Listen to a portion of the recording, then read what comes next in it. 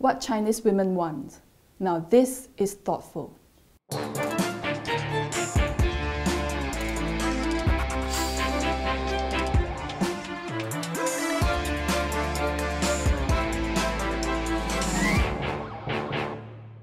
Hello, I'm Christine Ng in Shanghai, and I'm the guest host of this week's episode of Thoughtful China.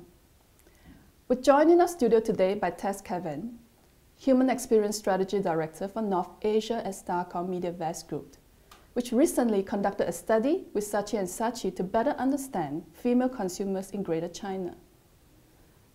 Tess, thanks for coming into the studio today.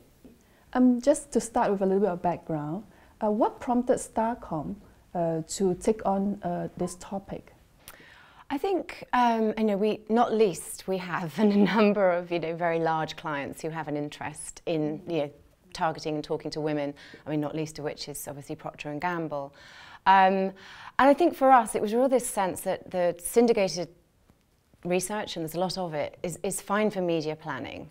But we, as a human experience company, we would go so much further. And we really wanted to go beyond the demographics. We really felt that life stage was much more defining than an age or where they are and where they live and how much they earn. That we thought that life stage was something we wanted to look at across China and across Hong Kong and Taiwan. In the first category of this woman study, it says that the Nighties Generation here is termed as misunderstood. How much more do you think this is a scenario compared to the rest of the world? It's a good question because they usually the younger generation, everyone thinks they're going to be hopeless or they're not like me.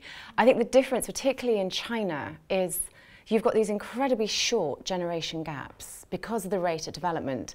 Normally, in the developed world, a generation gap is maybe 15 years, maybe more. If you think of boomers, Gen X, millennials.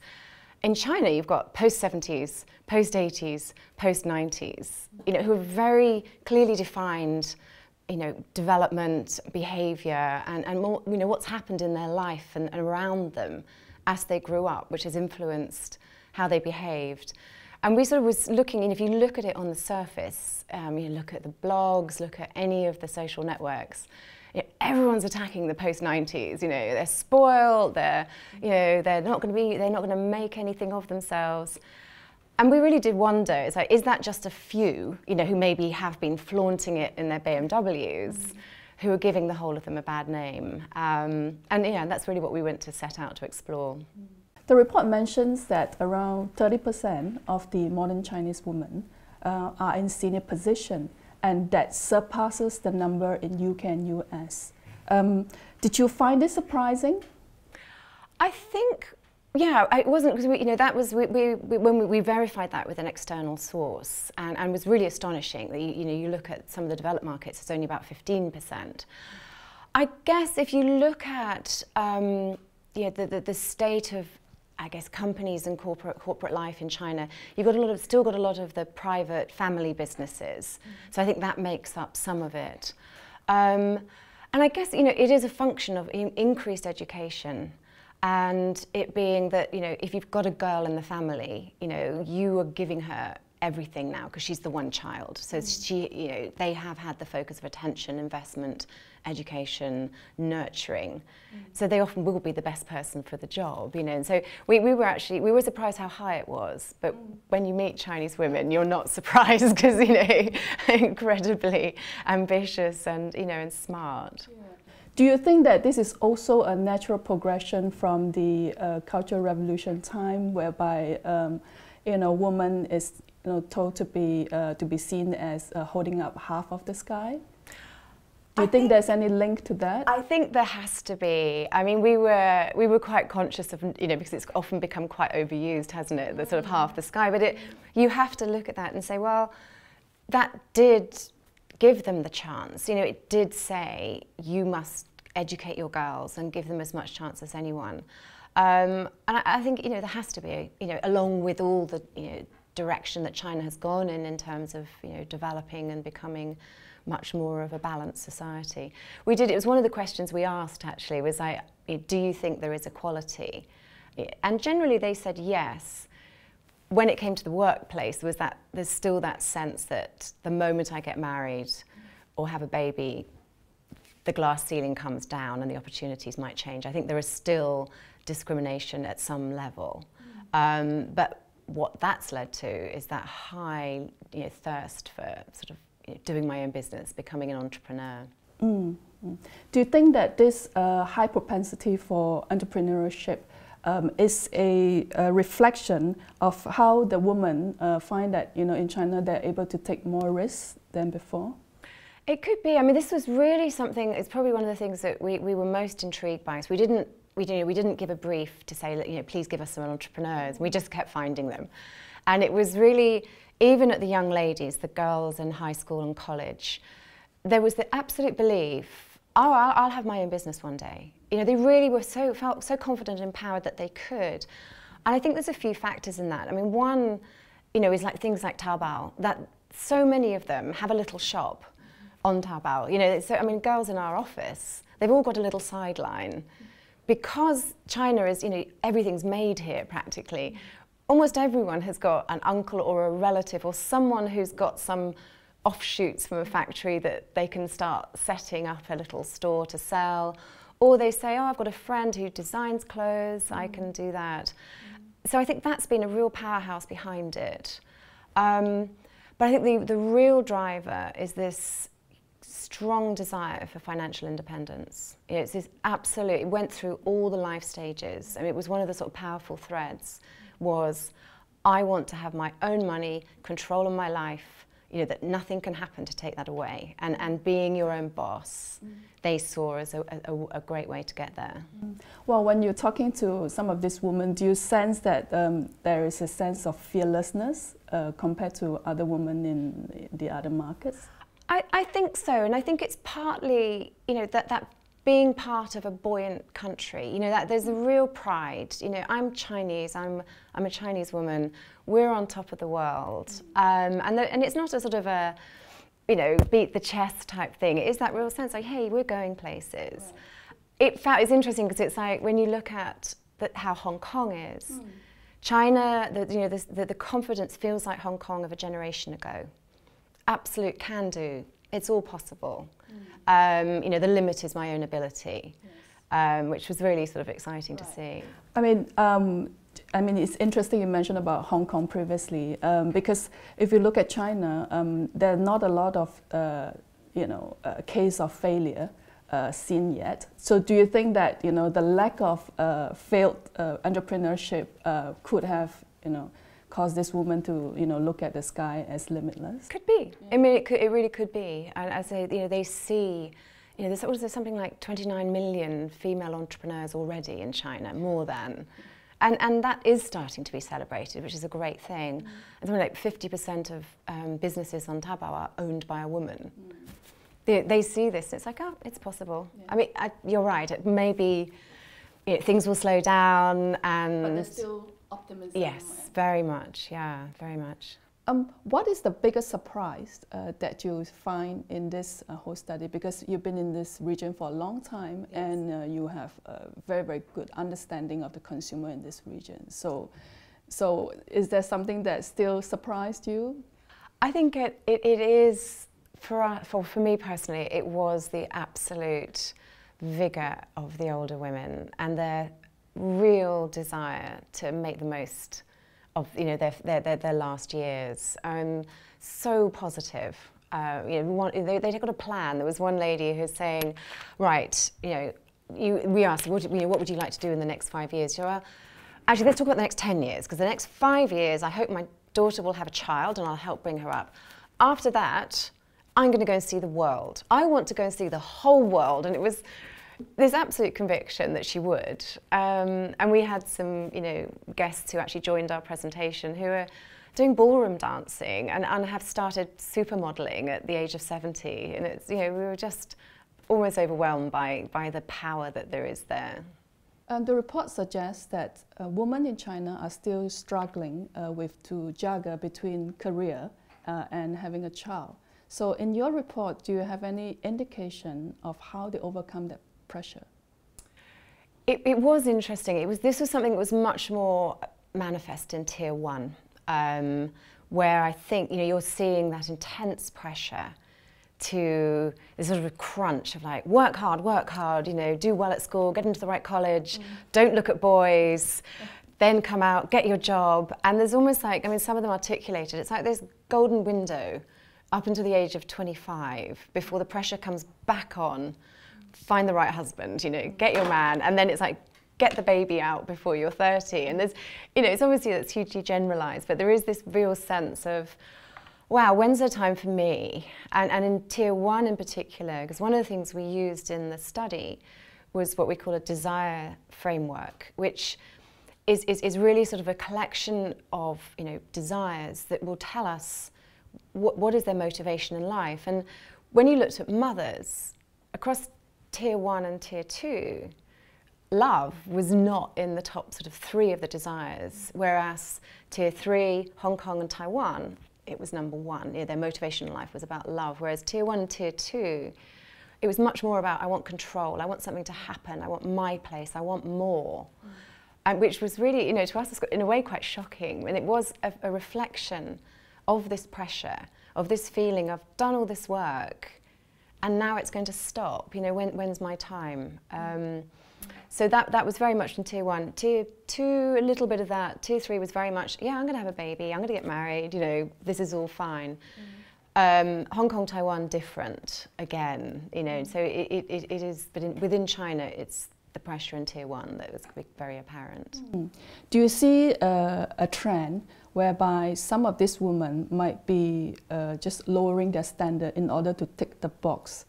To get married, yes. yeah. I mean, asking this question, you know, thinking about its link to the divorce rate, which is going up. I mean, there is very much. I think it's less that they have very strong criteria, and they are different by tier. Again, that was interesting too. Again, love, in expression of love, was not sort of, you know. Whereas if you went to the West, they say, oh, I've got to be madly in love, and you know, it's all got to be good, and that's the primary driver. In China, it's not diminishing it, but it's very much more pragmatic. So in the lower tiers, there was the sense of, I want him to respect me, I want him to be kind, and I want him to be nice to my family, and I want him to be able to support me, you know, financially. It's almost that sort of, you know, that order. As you moved up the tiers, it isn't actually, because it's been overplayed a little bit about, you know, the women who all want the money. Yes, there are some of those. They want him to still be able to support her, or at least equal her money. She wants her financial independence. He has got to have as much, if not more. And so the whole sense of, you know, falling madly in love is not really there. It's not, that's good. You know, if you also, you know, love him, that's fantastic. But if he respects you and is kind and decent, that's much more important. Which, if you think about it, is probably actually a better basis for a good marriage in many ways. But yeah, but what was interesting was the flip side of that is like the content and things they like to watch. They love this, you know, the absurd, impossible romances. You know, the Korean dramas, which are all about, you know, mad scenarios. And it's not that they want that. They don't want that for themselves, but they love to be able to live it through somebody else. And they do love the little romantic touches. So there is this sort of slight wistfulness sometimes of like, I would like to have some nice gestures, but yeah, so I think it's not compromising, but it is a practical solution sometimes. There is an overwhelming rise in golden girls in China. Could you tell us a little bit about the mindset, and also how can advertisers, you know, take advantage, you know, of this mindset? These were, I have to say, they were, I mean, every time they do make me just smile, because they were the loveliest people we met, and fascinating and very, very inspiring. Because we went in a little bit thinking they might be a bit resentful. I think if you think about what, you know, their background, they grew up under the sort of Cultural Revolution, they had to work hard, very hard throughout their lives. So you might have thought they'll be a bit, hang on, you know, everyone else is getting the best of China. But they were absolutely saying, this is my best time, this is my golden time, I'm going to grab it. You know, I want to learn new skills, I want to go and have fun, I want to travel, you know, I want to help my children and my grandchildren. And I think, you know, I think they are undervalued by brands and advertisers, because they have huge influence. Many of them, particularly, you know, tier 2 and 3, are still running the show. You know, they are empowered, and they're the matriarchs of the family. You know, they're sort of, the husband is no longer sort of needed because they're running the children and the grandchildren, and while on the one hand they're still, you know, incredibly price conscious, so, you know, to them price is everything, they are also exposed increasingly to a lot of advertising because they're at home with the kid very often. And they're very aware of some of the, you know, the issues of safety and, you know, authenticity in China. So I do think that if you could find the right way to harness them on certain products, as, you know, that was what was interesting, is some product areas, they're like, that's not my, you know, I'm not interested in, or I'm not going to have any decision making in. But many of them they do. And we thought that that's a loss, you know, possibly an opportunity, because everyone tends to say 25 to 54 as their major sort of age break. And you've got these women who are, you know, out there and active and making decisions every day. What are the top 3 things that you think the brands in China here do not understand about the Chinese woman? Oh, that's a big question. You know, I don't want to. It could be, you know, how they misunderstand how they operate and how they think, or it could be a mistake that they have made when communicating with the Chinese woman. Oh, it's a good question. For me, some of it is the generalization. You know, is this either my target is all women 25 to 54 across China, and it's like they are so different within that because of the life stages they're in. Yes. And they're so different across the tiers and the countries. So, and also that many advertisers, actually, it was interesting when people who responded to whether they would come to see, you know, the presentations.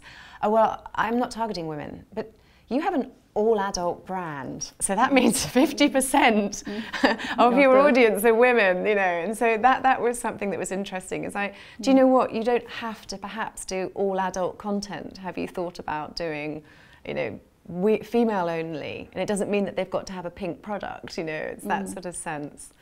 And also, yeah, I think humour. I don't think, and this, to be honest, this for me is across, you know, it's not just men, it's not just women, it's men as well. We don't use humour enough, you know. Right. China is absolutely ready for it. Right. If you look at the shows they're downloading from the States and subtitling and having, you know, huge figures viewing, they're ready for satire. You know, so for me, it'd be like, turn the camera on yourselves and have a, you know, a bit of a laugh, because I think that's something that is missing. Okay. One final question. This is a very robust study, yes. I understand, and you've spoken to about more than 11,000 Chinese women, yes. across different cities, different tiers. What is one truth that you see that unifies and that is true across, you know, all this category of women and across the category of tiers? I think it is what, you know, something I mentioned earlier, is this absolute desire for financial independence. You know, it came across everywhere. Like, I want to be able to absolutely stand on my own 2 feet and earn my own money and have my own money. And it's not selfishly driven, because again, one of the things that was very powerful, and particularly in the lower tiers, is this really strong family value still.